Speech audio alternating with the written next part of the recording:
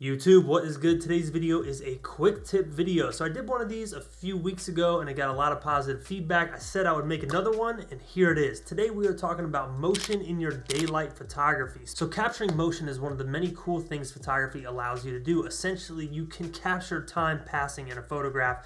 I mean, what's cooler than that? One of the most common ways to show motion, show time passing is a long exposure photograph. Now myself, and I'm sure a lot of you love long exposure photography. Now, if you're unfamiliar with what a long exposure is, how to get this motion in your photo, it's pretty simple. You just need to drop your shutter speed to a longer speed, so as the camera shutter is open, you're capturing the motion. You know, something like 10 seconds, 5 seconds, 1 second, 30 seconds, 10 minutes. It can pretty much vary to whatever you want it to be. Just have your shutter open long enough to allow the motion to happen while the shutter is open. That's me putting it in very simple layman's terms. This is a quick tip video after all. But one big problem can happen with these long exposure photographs, and that is too much light getting into your camera. Now, this issue of too much light entering your camera can become an even bigger issue if you're trying to capture motion or do a long exposure photograph during the daytime, because the sun is creating more light and that's more light to deal with. This is one of the main reasons you see so many long exposure photos made at night, because the sun isn't out and it's a lot easier to deal with all the different light coming into your camera because it's all artificial as opposed to the natural bright sun. So now we got that small lesson in long exposure photography out of the way. How do you capture motion during the day? So here's an example I made on a cloudy day. This is diffused light. This isn't even the harshest lighting conditions that you could be dealing with. Say you were in direct sunlight. My goal with this photo was to capture motion of Katie and Dax walking through my frame. Now my ISO is set to 100, my aperture is set to f8, and my speed is at 1/5 of a second. And here is the photo we make. Now the main issue with this photo is what I talked about earlier. We have too much light entering into our camera and the photo is overexposed. Now there's a few things we can do to fix this potential problem. One, we can bring our speed up. So maybe like 1/30th of a second, maybe 1/40th of a second. The only problem with that, we won't get as much motion in Katie and Dax. And that's what I'm going for. I'm trying to show this person passing through our image. If I have it set to 1/40th of a second, they'll pretty much be clear. And that's not what I'm going for. So that's out of the question. I could also bring my aperture up. So like f16, f14, but here's the thing. With most lenses, you want to stay in between the f5.6 to f8 range. Me personally, I can always tell in my photos when I'm shooting them at something like f16. So I try to avoid that if it's possible.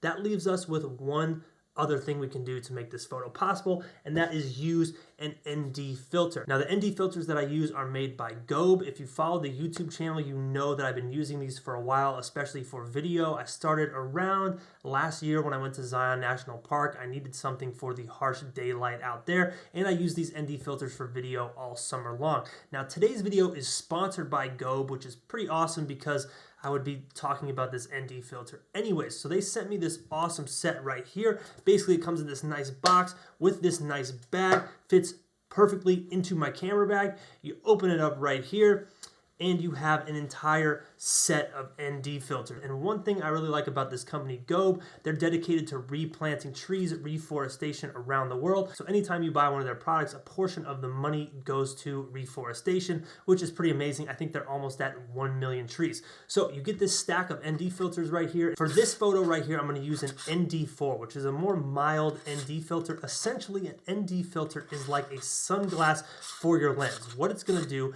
is, just like if you go out in the sun and you're like, man, the sun is really bright, you put on some sunglasses, ND filter does the exact same thing for your camera. You just twist it on your lens right here, and now you're going to be letting less light into your camera so you can keep that lower shutter speed that you're going for. So this is our photo made in the exact same conditions, the same settings of f8, speed 1/5 of a second, ISO 100 with this ND4 filter, and bang, it is perfect. Now let's say hypothetically I wanted more motion in my photo. I dropped my speed to something like 1/2 of a second. For that, I might use something like an ND8 filter or an ND6, something a little bit stronger. So now that we know how to properly expose our photo to get the shutter speed we want, to get the type of motion that we want, let's talk about where you can take this concept and what you can do with it, because the possibilities are honestly endless. Back to our example photo, one of my favorite things to do with motion is to show motion passing against something that's static, okay? So for this photo, I kept the exact same settings. I put the camera on a timer timer, and I walked out into the shot.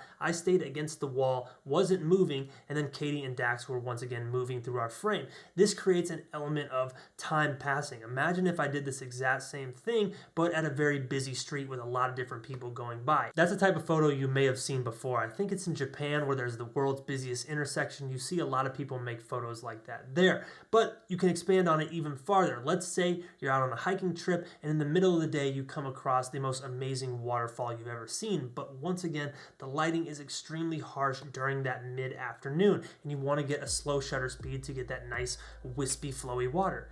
ND filter is how you do that. You just put that shade on your lens, and now you can get the optimum shutter speed you're going for to capture the motion of the water. And one more thing that's bonus points about this whole concept is it allows you to make creative, new, interesting photos during the harsh lighting hours of the day. Most people consider the morning and the evening, you know, those golden hours to be the best time to shoot, and I might not argue with you there, but for a lot of us, the only time we can get out to shoot is during the harsh lighting hours of the day. So it's cool to have an idea in pocket that you can use when you're out shooting during those less than ideal lighting conditions. So I definitely recommend you try this one out. As I've been doing more street photography, motion is something I'm constantly looking for, and I'm going to be doing a lot more of going into this year. So definitely get out there and try it. It's a fun, creative idea. If you make something cool, feel free to share it with me on social media. Twitter is the best way for me to see your photos, so share it there. Thank you guys so much for watching. Y'all are the truth. Hit that thumbs up button, hit that subscribe button for more. Once again, thank you to Gobe for sponsoring the video. It's like the best type of sponsor ever, because I would literally be using this exact thing anyways. So thank you to them. And yeah, that's it for me. See y'all next time.